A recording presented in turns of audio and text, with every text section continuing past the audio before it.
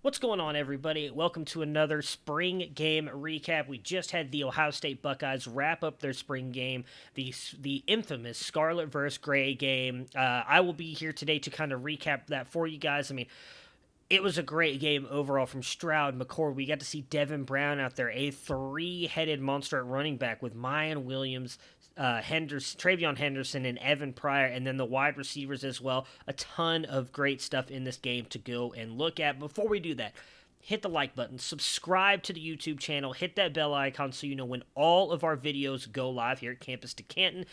Let's dive into what happened at the Ohio State spring game, the Scarlet versus the Gray.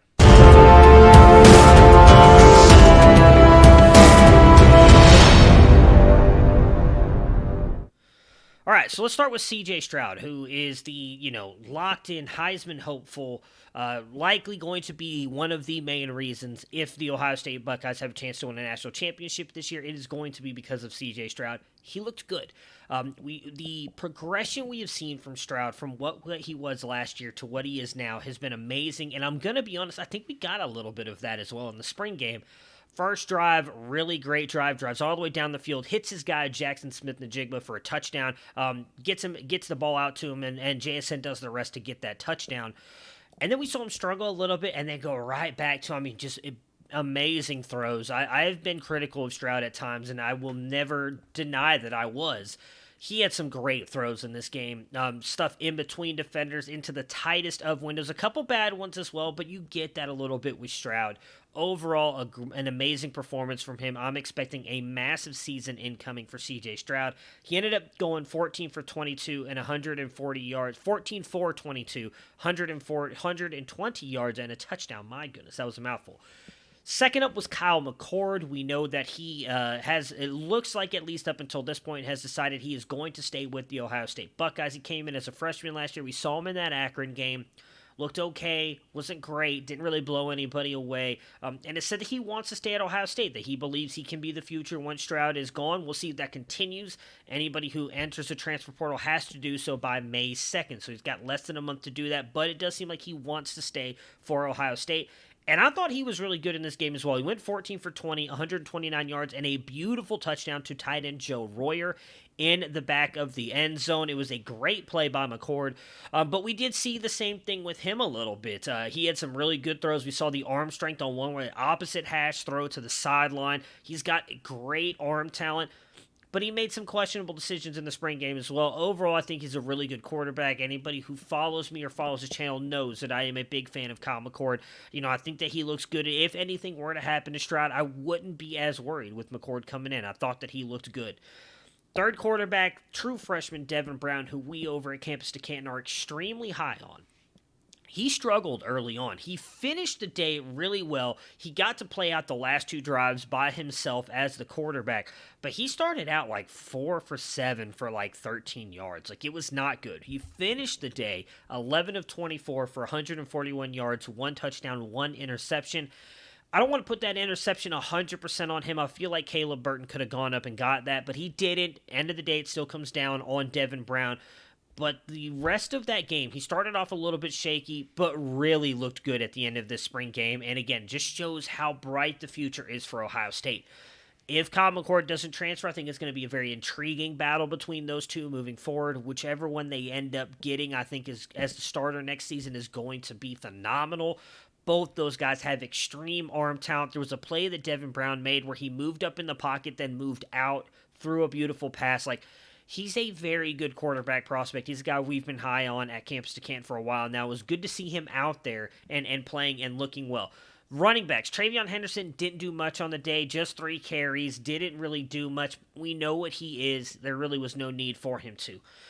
What came down to more interesting for me was Mayan Williams and Evan Pryor. I have not been that guy who's been big on Mayan Williams. I do think that he's a really good bruising back, and he definitely has a little bit more speed than I give him credit for. We saw a lot of that in this game. Really good burst. He was very hard to bring down. He ended up finishing the day 15 carries for 101 yards. That's what he is. He's a big bruising back who can get you yards. Evan Pryor, however, 9 carries for 62 yards, 1 touchdown. He also had 4 catches for 44, so he went over 100 yards as well, but his were combined yards. Pryor is very, very interesting to me. He's a running back that I liked a lot last year. Came in this year, they talked all spring about he needed to put weight on. He did that, and he has not lost any of his speed or his burst, and he looked great on his touchdown run, getting the ball to the outside and his burst to get up the field quick and into the end zone. I'm going to be very curious to see how they use him this year. I still think Miyan Williams is the 2, but Pryor's receiving ability is better than Miyan Williams, in my opinion. I'm very curious to see how much time he gets on the field. They've said they want to use Pryor to spell Henderson, not Miyan. So I'm very curious how that works out. I still think Henderson gets a majority of the reps, then Mayan, and Pryor third.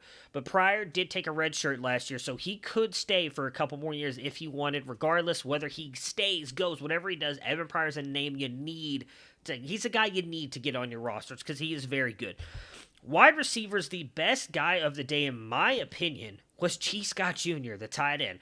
5 catches for 40 yards. He was with the 1s and the 2s, as was Joe Royer, and he was all over the field. I know Royer got the touchdown from McCord, but G. Scott was being used everywhere. Stroud hit him for a couple. McCord, and he did not get anything from Devin Brown. He wasn't out with Brown, but he was out with McCord and Stroud.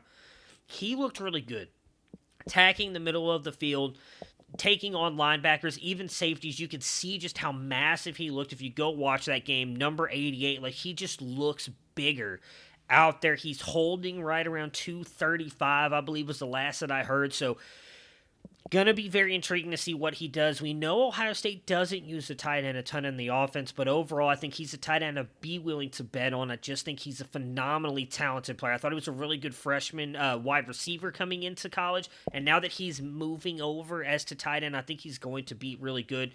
Emeka started on the outside with Marvin Harrison and JSN in the slot.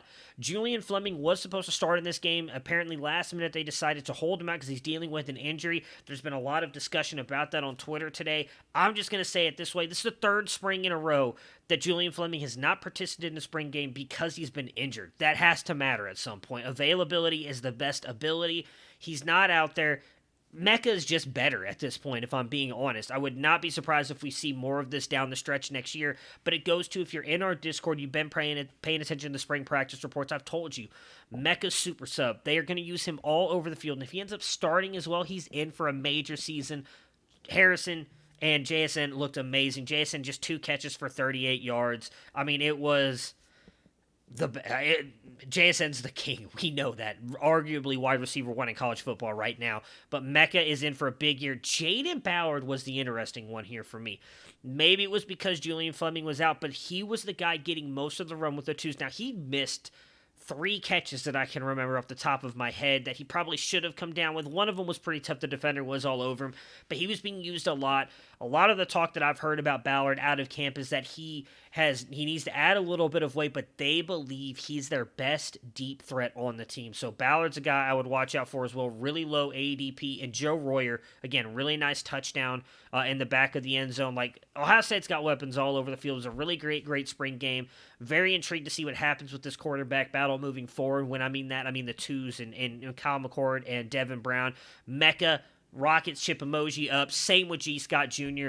Guys, make sure to subscribe to the channels I mentioned earlier. Check out campus2canton.com for all of your college and NFL needs. We'll be back with some more videos here soon.